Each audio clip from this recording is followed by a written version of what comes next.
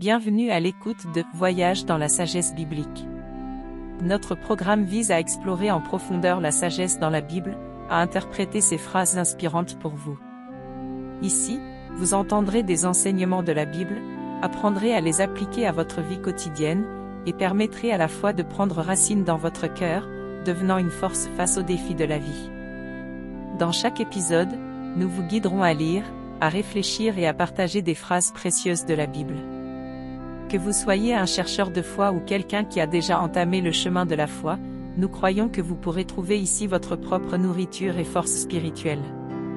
Laissez-nous entreprendre ensemble ce merveilleux voyage dans la sagesse biblique, tiré de la nourriture de vie des paroles de Dieu, et laissez l'amour, la foi et l'espoir devenir une force éternelle dans nos vies. Attendons ensemble dans Classique spirituel, interprétation des versets bibliques, pour ressentir les révélations et bénédictions apportées par la Bible. Dans l'émission d'aujourd'hui, nous allons explorer ensemble un verset clé du livre des Nombres, chapitre 23, verset 19. Dieu n'est pas un homme pour mentir, ni fils d'un homme pour se repentir. Ce qu'il a dit, ne le fera-t-il pas? Ce qu'il a déclaré, ne l'exécutera-t-il pas? Ce passage est un discours que Balaam a prononcé au roi de Moab, Balak. Balak espérait que Balaam maudirait les Israélites afin qu'ils puissent les vaincre. Cependant, Balaam a été averti par Dieu à 3 reprises. Dans ce passage, il a clairement fait savoir à Balak la volonté de Dieu et sa fidélité. Le verset nous révèle le caractère de Dieu, il est un Dieu de vérité, qui ne change pas. Dieu n'est pas comme les hommes, il ne ment pas, il ne se repent pas. Quand Dieu dit quelque chose, il le fait certainement, il fait certainement ce qu'il a déclaré.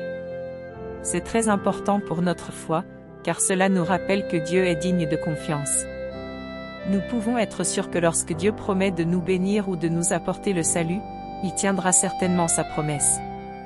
De même, lorsque Dieu nous avertit de nous éloigner du mal, nous devrions le prendre au sérieux, car sa parole est vraie et ne change pas.